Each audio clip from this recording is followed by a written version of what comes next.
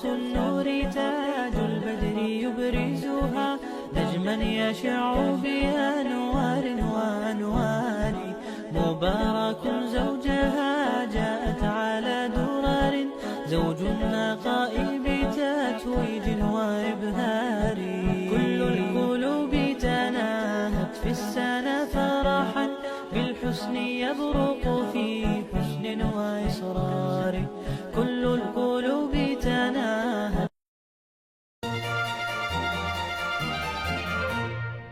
Assalamualaikum warahmatullahi wabarakatuh.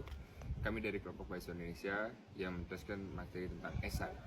Berikut adalah penjelasannya. Pembukaan dan definisi esai. Esai adalah sebuah tulisan yang bertujuan untuk mengemukakan pandangan atau pendapat penulis terhadap suatu topik tertentu. Biasanya esai didasarkan pada sudut pandang pribadi atau analisis kritis. Esai dapat bersifat reflektif, naratif, atau persuasif, dan terkadang dilengkapi dengan referensi. Ada dua jenis utama esai, formal dan informal. Esai formal menggunakan bahasa yang baku dan objektif. Biasanya bertujuan untuk menyampaikan informasi atau menganalisis suatu isu. Sebaliknya, esai informal menggunakan bahasa santai dan cenderung menggambarkan pengalaman atau perasaan pribadi. Esai sering digunakan untuk melatih keterampilan berpikir kritis dan menyampaikan gagasan dengan sistematis. Yang kedua, ada struktur esai. Setiap esai memiliki 3 bagian utama, yaitu 1. Pendahuluan.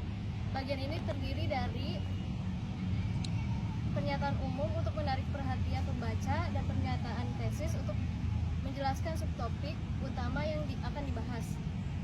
Pernyataan tesis sama seperti ide pokok dalam paragraf, yaitu menjadi dasar penulisan esai. Yang kedua adalah tubuh esai, berisi beberapa paragraf yang mengembangkan subtopik atau argumen utama.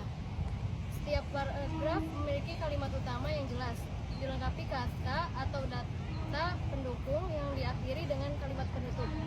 Yang ketiga ada kesimpulan. Bagian ini merangkum ide-ide utama dalam tubuh esai dan memberikan pandangan akhir. Kesimpulan harus jelas dan menyampaikan pesan inti dari esai. Jenis-jenis esai. Esai dapat diklasifikasikan menjadi beberapa jenis, yaitu yang pertama ada esai naratif, menceritakan suatu peristiwa atau pengalaman secara kronologis. Yang kedua ada esai deskriptif, menggambarkan suatu objek, tempat, atau peristiwa dengan detail sehingga pembaca dapat membayangkannya. Yang ketiga ada esai persuasif, bertujuan untuk meyakinkan pembaca agar setuju dengan pendapat penulis. Yang terakhir adalah esai analitis, mengurangi suatu topik atau permasalahan menjadi bagian-bagian yang lebih kecil untuk dianalisis lebih dalam. Yang keempat yaitu esai formal dan esai informal. Ada perbedaan antara esai formal dan esai informal, yaitu yang pertama adalah dari gaya penulisan, yang kedua dari tujuan, yang ketiga yaitu struktur, dan yang keempat adalah referensi. Untuk gaya penulisan, esai formal menggunakan bahasa yang baku dan profesional, sementara esai informal menggunakan bahasa yang santai dan personal. Kemudian tujuan. Untuk tujuan, esai formal bertujuan untuk menganalisis atau menyampaikan informasi, sedangkan untuk esai informal lebih bertujuan untuk menghibur atau berbagi pengalaman. Yang ketiga yaitu struktur. Esai formal memiliki struktur yang jelas seperti batang tubuh, pendahuluan sampai dengan kesimpulan, sedangkan esai informal bersifat lebih fleksibel. Yang terakhir yaitu referensi. Esai formal mengandalkan data atau bukti yang kredibel, sedangkan untuk esai informal lebih menggunakan dengan pengalaman pribadi. Dalam proses penulisan esai terdapat 5 langkah yang sistematis. Yang pertama itu menentukan topik, pilih topik yang menarik dan relevan.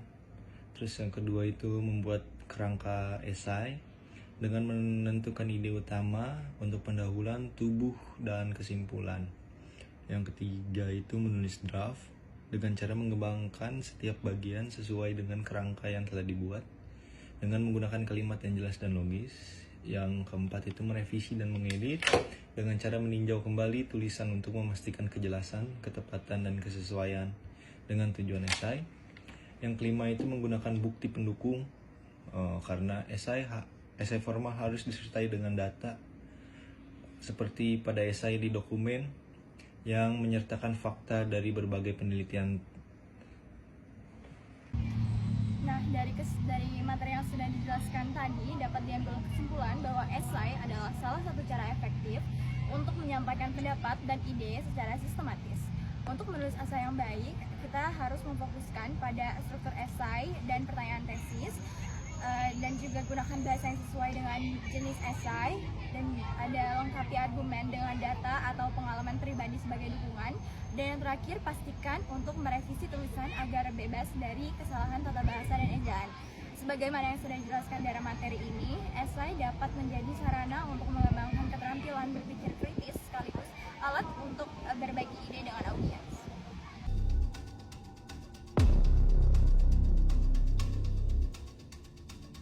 Break on the